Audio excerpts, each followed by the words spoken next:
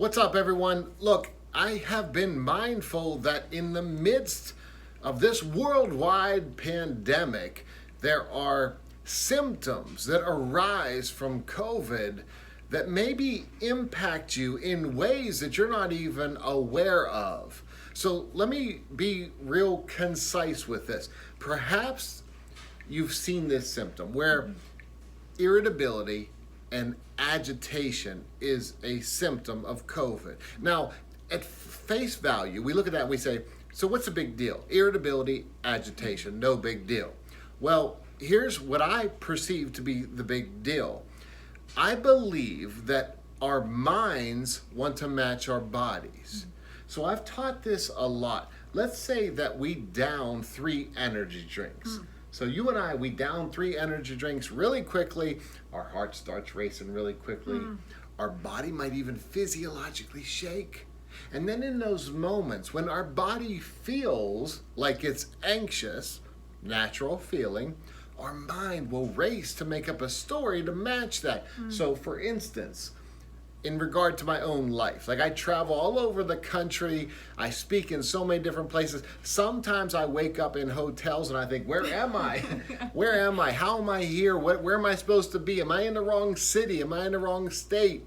And what happens is that if I have an abundance of caffeine, for instance, my heart's going to race. And again, I'm going to feel physically anxious. So my mind is going to try to race to match that.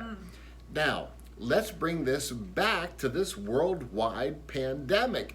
If you are specifically experiencing moments where you're agitated, where you're irritable, your mind is going to want to race to make up a story to say, well, it must be so-and-so, it must be someone else. And you've experienced this as well. Like we've all kind of experienced this emotion. Yeah, even if you're running late to somewhere and you find yourself like you have to rush across a parking lot to get there on time, and you walk into a building and you've just rushed across the parking lot because you're late and your heart's beating really quickly. Now all of a sudden you think, I must have forgot something. I'm nervous. So your mind is trying to connect with what's going on inside your body. So now let's take this to wherever you are, right here, right now. If you feel agitated, irritable, be mindful about what story your mind is creating to match that. It really is okay to say, not only to yourself, but to your loved ones, hey, listen, I feel really irritable. I feel really agitated.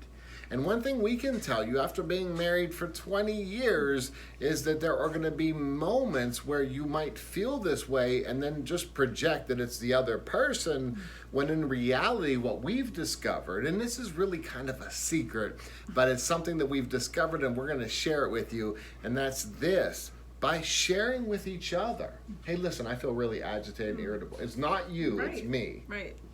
What does that do for you if I share that with you? It makes me notice, and first of all, it makes me want to help you and just kind of hold a space for you. And it also just makes me know that anything that you say or do is just coming from a place inside of you. It has nothing to do with me. So that lets me off the hook that I don't need to personalize anything. I just know that, hey, you're going through something, and if there's anything I can do, I can hold a space for you, but it's not personal. And it changes everything. Yeah, to me, for you to articulate and say, I don't take it personally, and I want to help you. Now imagine this. Let's say 2 different scenarios. One, I'm agitated and irritable, but instead I don't recognize that my mind wants to match my body, so I just start taking it out on you. If you don't communicate, if you don't communicate that to me, I just think, what's your problem? Why are you being so mean? And then I immediately take it personally. I don't give any help because I'm so focused on protecting myself and just being hurt. And so just telling someone, articulating, hey, this is going on inside of me, just a heads up. It changes everything. Changes everything. So now I say, listen, I feel extremely agitated, irritable. I'm going to give you a hands-on, real-life experience that's happening right here on this channel. Last night I didn't sleep. Like I literally slept about 2 hours. So the first thing I said to you was, I didn't sleep. I feel agitated. I feel irritable. And by saying that, her first move was, how can I help? What can I do to be supportive of what you're going through? again, think about whatever instance you're experiencing. Ask yourself, can you say to your loved one with humility? It's not easy. Our egos want to say, it's you. You're the reason why I feel this way. But if we can set our egos aside and literally look at ourselves from an outside perspective and say, look, this body is agitated and irritable because he didn't sleep last night, and lack of sleep, by the way, if you're familiar with this channel, it's associated with the hypothalamus, which is centered in the middle of the limbic system. So that means, of course, I'm going to feel agitated and irritable if I haven't slept. So again, let's bring it all back down to this one main message.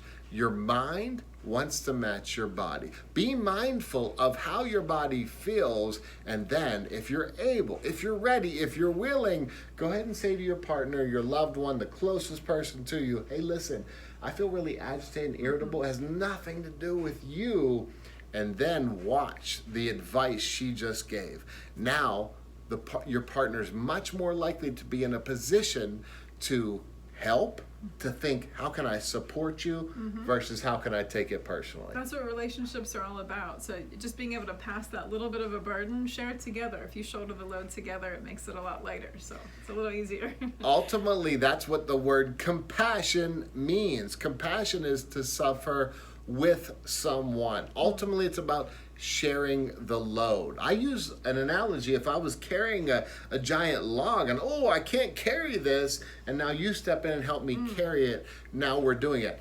Except now this is just psychological. I'm handing that psychological log to you, asking for help. I promise you that once you recognize that your mind wants to match your body, you can start to be aware of the ways in which your mind actually does that. Once you do that, take the initiative, take the assertiveness to say, listen to my partner, I'm struggling, help me out. It's so important, especially if you're struggling with it as a symptom of COVID, or if you're just a human being in the world right now.